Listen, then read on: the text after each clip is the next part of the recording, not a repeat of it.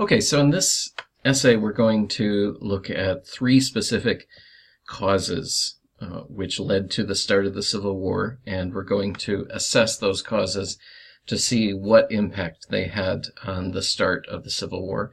So I've divided this response in three different directions and then have provided 2 to 3 different supports for each of those three directions. So the first specific example that I would say is a cause of the Civil War would be the sectional divisions over the views of slavery, specifically the North-South views of slavery that were beginning to be formed as the Civil War was getting closer and closer. The first example of this would be the Dred Scott decision, which made its way all the way to the Supreme Court. In this instance, we have a slave who is taken by his owner into a free state. And once he is asked to leave the free state, he sues for his freedom, saying he was held illegally as a slave inside of a free state.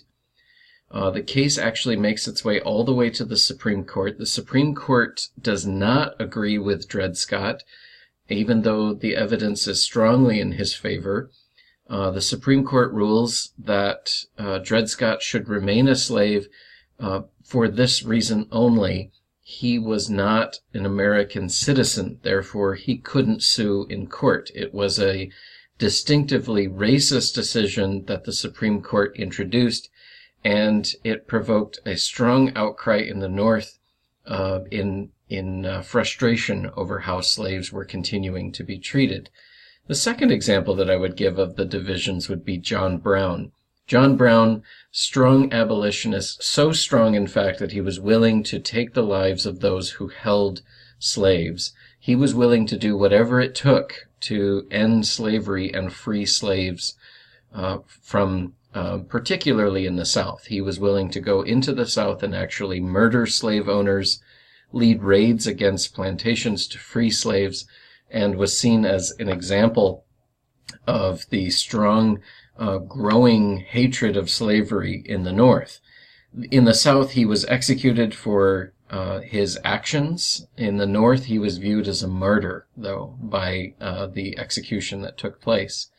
And the last example I would give of the sectional divisions would be the introduction of Kansas into the United States. Kansas was given the choice. They're given what's called popular sovereignty, in which they could decide whether they wanted to be a free state or a slave state. In response to this election, in response to this vote, you had slave advocates coming in to the state, you had free advocates coming into the state, and we actually had it's described as Bleeding Kansas, or it's called Bleeding Kansas. It was actually a small precursor to the Civil War. There was an armed conflict that broke out, and many people lost their lives over this, but it showed the strong sentiment of support on each side of this issue, just in the decision of Kansas coming in to eventually become a state. So the second reason that I would say there was a strong cause for the Civil War was the election of 1860. Now, in the election of 1860, you have a weakened Democratic Party. You have a strengthened Republican Party, but Lincoln is going up against, as a Republican, he's running as the Republican candidate, and he knows that he can't come out staunchly as abolitionist. He knows he can't come out staunchly against the viewpoint that's so strongly held by the South. He recognizes he's going to be president of the entire United States. But as he runs for president, the South does not trust him. The Southern states don't trust him. He is able to win the election, but as soon as he wins the election, it actually it leads to a growing distrust by the Southern states. They view the election of Abraham Lincoln in 1860 as the end of slavery. The Republicans had promised, Lincoln actually promised, he was not going to get rid of slavery. He was not going to abolish this standard. But the Southern states viewed it as essentially signing the ending deal of slavery in the United States by the election of Lincoln.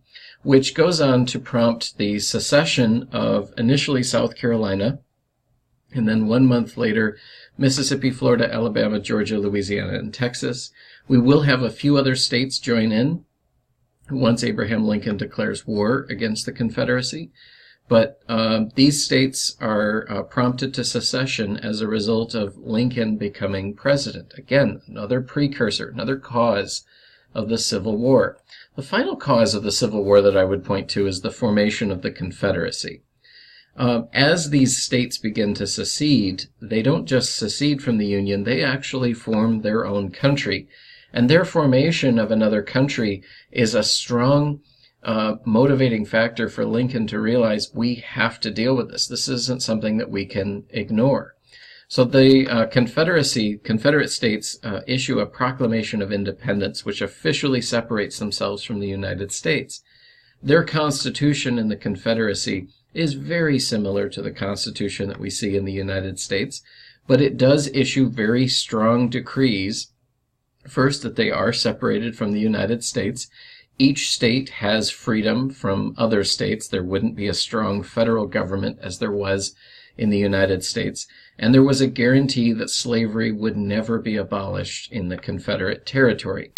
The second aspect of the formation of the Confederacy was their establishment of leadership, kind of centralizing the authority, making sure that they were a legitimate authority and structure that could compete against the United States of America. So they choose Jefferson Davis as their president.